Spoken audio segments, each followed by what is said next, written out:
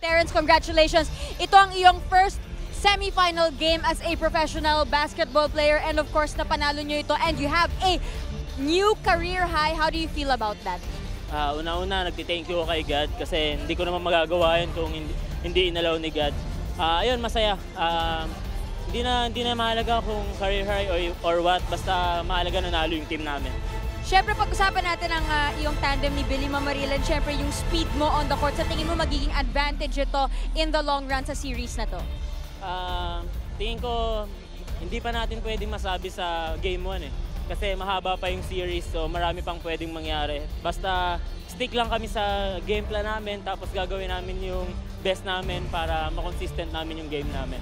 Ngayon, Terrence, ito na ang iyong pagkakataon para batiin o humingi pa ng suporta mula sa iyong mga fans and fans ng Global Board Batang Pierre.